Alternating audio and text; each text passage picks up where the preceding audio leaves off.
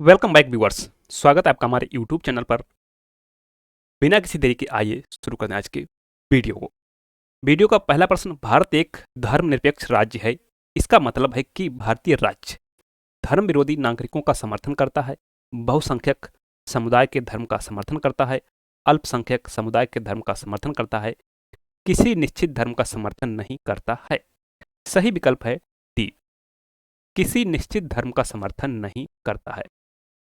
अगला प्रश्न, गणतंत्र होता है केवल एक लोकतांत्रिक राज्य, अध्यक्षीय पद्धति शासन वाला राज्य, संसदीय पद्धति शासन वाला राज्य, राज्य जहां पर अध्यक्ष वंशानुगत रूप से ना हो। तो हमारा जो गणतंत्र है, हमारे यहाँ राष्ट्रपति का चुनाव किया जाता है, ना कि वंश के आधार पर होता है। प्रश्न नंबर 3, निम्नलिखित में से वे दो शब्द कौन से हैं जिनका समावेशन 42वें संशोधन द्वारा संविधान की उद्देशिका में किया गया था? धर्मनिरपेक्ष लोकतांत्रिक, प्रभुत्व संपन्न लोकतांत्रिक, समाजवादी, धर्मनिरपेक्ष, धर्मनिरपेक्ष गणतंत्र। सही विकल्प है सी, समाजवादी और धर्मनिरपेक्ष शब्द 42वें संविधान संशोधन द्वारा उद्देशिका में जोड़े गए।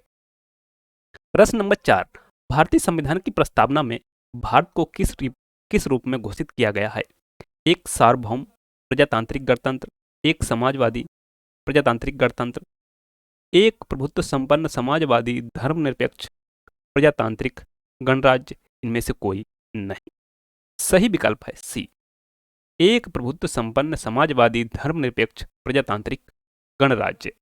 प्रश्न नंबर 5, भारत एक गणतंत्र है, इसका अर्थ है सभी मामलों में अंतिम अधिकार जनता के पास है, भारत में संसदीय शासन व्यवस्था है, भारत में वंशानुगत शासक नहीं है, भारत राज्यों का एक संघ है।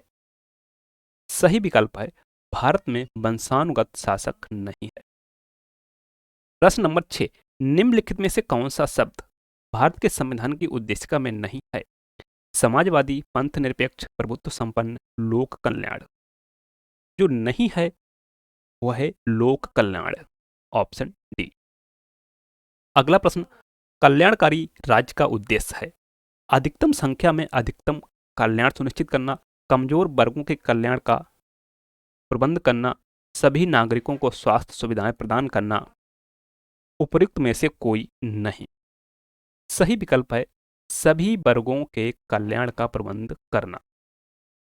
प्रश्न नंबर 8, भारत को एक गणराज्य मुख्य रूप से माना जाता है क्योंकि राज्याध्यक्ष का चुनाव होता है, उसे 15 अगस्त 1947 को स्वतंत्रता मिली थी, उसका अपना लिखित संविधान है, उसकी सरकार संसदीय प्रणाली के अनुसार है। सही विकल्प है ए, राज्याध्यक्ष का चुनाव होता है। प्रश्न नंबर 9, भारतीय संविधान की प्रस्तावना के सिलसिले में निम्नलिखित में से कौन क्रम सही है?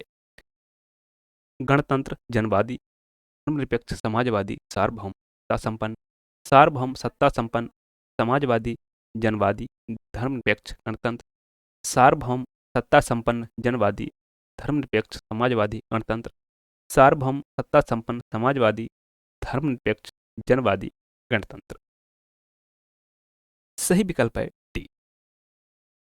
प्रश्न नंबर 10, संविधान की प्रस्तावना में प्रयुक्त शब्द सेक्युलर का अर्थ है सभी नागरिकों को धर्म की उपासना की स्वतंत्रता, एकेश्वरवाद, बहुदेववाद, सभी धर्मों की अस्वीकृति। सही विकल्प है ए, सभी नागरिकों को धर्म एवं उपासना की स्वतंत्रता। प्रश्न नंबर 11, शब्द धर्मनिरपेक्ष सेक्युलर भारत के संविधान की प्रस्तावना में जोड़ा गया, इसके विषय में निम्नलिखित कथनों में से कौन सही है? यह वर्ष 1976 में जोड़ा गया, ये तो सही है। यह 44वें संविधान संशोधन द्वारा जोड़ा गया, गलत है। यह 42वें संविधान संशोधन द्वारा जोड़ा गया, यह मूल प्रस्तावना में था, यह भी गलत है। तो यहाँ पर सही होगा पहला और तीसरा।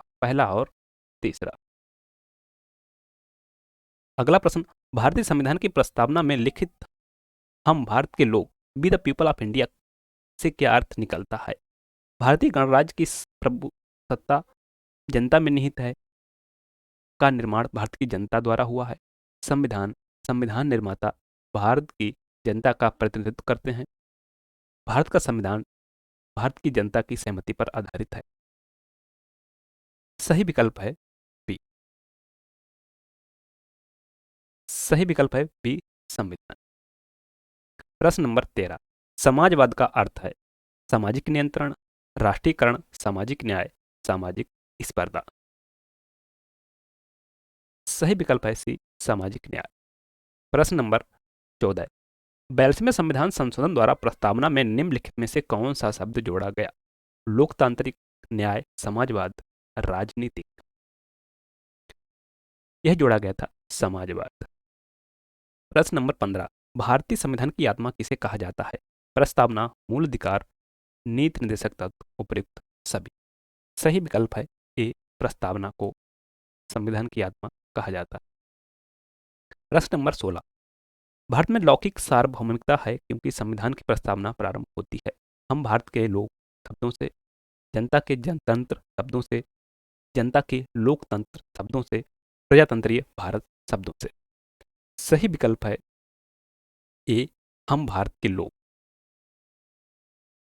प्रश्न नंबर 17, भारतीय संविधान की प्रस्तावना पर किस क्रांति का प्रभाव नहीं झलकता है? फ्रांसीसी क्रांति, अमेरिकी क्रांति, बाल्शेविक क्रांति, चीन की क्रांति। यह है चीन की क्रांति।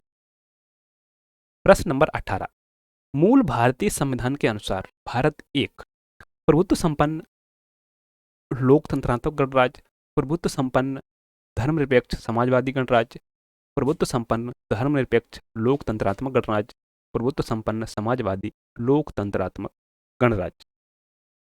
सही विकल्प है ए। यहां पर पूछ रहा है मूल भारतीय संविधान के अनुसार, ना कि वर्तमान के अनुसार। प्रश्न नंबर 19, संविधान के अंतर्गत भारतीय लोकतंत्र के आदर्शों को हम कहां देख सकते हैं? भाग 1, प्रस्तावना, भाग 3, भाग 4। सही विकल्प है बी, प्रस्तावना। प्रश्न नंबर 20, 42वें संशोधन अधिनियम 1976 द्वारा प्रस्तावना में किस शब्द को नहीं जोड़ा गया? धर्मनिरपेक्ष, समाजवादी, गुटनिरपेक्ष, एकता और अखंडता। सही विकल्प है सी, गुटनिरपेक्ष। प्रश्न नंबर 21, भारतीय संविधान की प्रस्तावना के बारे में कौन सा कथन सही है? समाजवादी धर्मनिरपेक्ष शब्द 1950 में लागू संविधान के अंग थे। उक्त शब्द 1976 में संशोधन द्वारा जोड़े गए। यहां पर बी सही है। अगला प्रश्न, भारतीय संविधान ने किस प्रकार के लोकतंत्र को अपनाया है?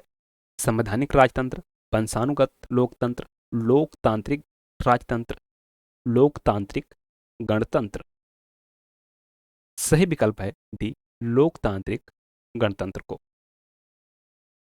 प्रश्न नंबर 23, भारतीय संविधान की प्रस्तावना में वर्णित लोकतंत्र को किस रूप में स्वीकारा गया है? राजनीतिक राजतंत्र, आर्थिक लोकतंत्र, सामाजिक राजतंत्र, उपयुक्त सभी। सही विकल्प है डी, उपयुक्त सभी। प्रश्न नंबर 24, भारतीय संविधान की प्रस्तावना के अनुसार भारत के शासन की सर्वोच्च संस्था किसमें निहित है? जनता, मतदाता, राष्ट्रपति, संसद। ये निहित है जनता में। प्रश्न नंबर 25, भारत की संप्रभुता, एकता तथा अखंडता को अक्षुण्ण बनाए रखने तथा उसकी रक्षा करने का प्रावधान किया गया है। प्रस्तावना में, मूल अधिकार में, नीति निर्देशक सिद्धांत में, मूल कर्तव्य में।